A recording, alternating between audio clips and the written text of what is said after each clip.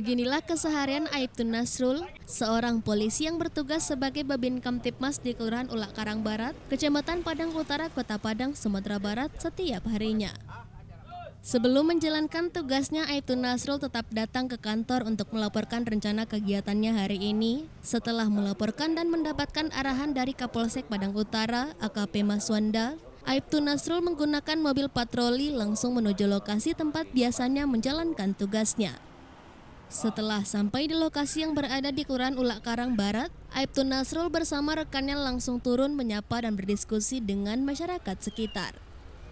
Pembahasan yang dilakukan Aibtun Nasrul yakni tentang keamanan dan ketertiban masyarakat di kelurahan tersebut. Aibtun Nasrul tampak akrab sekali dengan masyarakat di mana ia bertugas sebagai abdi negara Babin Kamtibmas Kelurahan Ulak Karang Barat. Namun di balik tugasnya sebagai Babin Kamtibmas, Aibtun Nasrul yang tinggal di Kelurahan Balai Gadang, Kecamatan Koto Tangah juga mendirikan rumah gizi Santiang, yakni tempat berkumpulnya anak-anak untuk diberikan makanan bergizi serta pengecekan kesehatan secara gratis. Rumah gizi Santiang yang didirikan di rumah miliknya sendiri ini merupakan inovasi yang dilakukan untuk menurunkan angka stunting atau gizi buruk bagi anak-anak. Mendapatkan dukungan dari Pemkab Padang, Dinas Kesehatan, dan pihak kecamatan dan kelurahan, akhirnya rumah gizi Santiang milik Aibtun Nasrul ini diresmikan langsung oleh Wali Kota Padang, Henry Septa.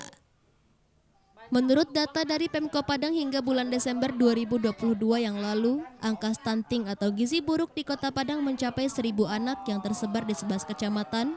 Dan pada tahun 2023 ini Pemkab Padang menargetkan penurunan angka stunting di Padang hingga 10%.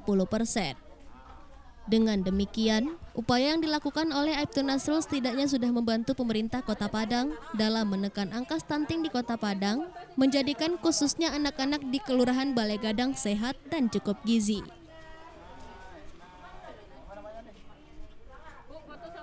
Saya mengucapkan maaf sebesar-besarnya pada saat saya bertugas di Polsek Padang Utara sebagai Babin Kamtibmas. Saya pernah rapat di kantor Kecamatan Padang Utara. Saat saya rapat, saya dengar stunting ini digalakkan oleh Presiden.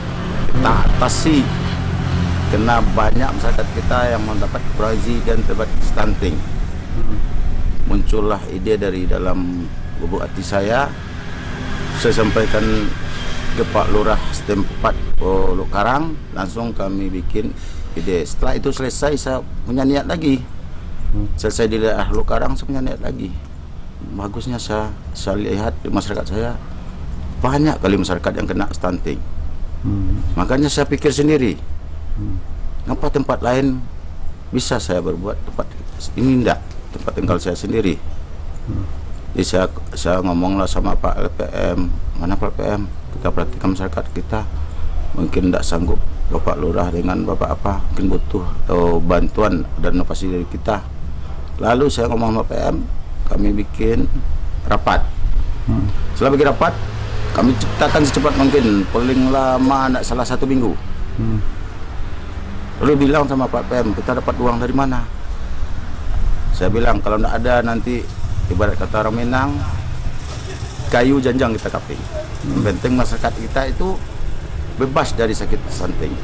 Karena stunting itu akan mengakibatkan pengaruh dari pikiran masyarakat, anak itu sampai tua, mungkin lemah di pikirannya. Kalau kita udah sembuh dari sakit stunting, anak-anak kita tuh pasti pintar semua. Dari Padang, Sumatera Barat, Budi Sunandar, iNews melaporkan.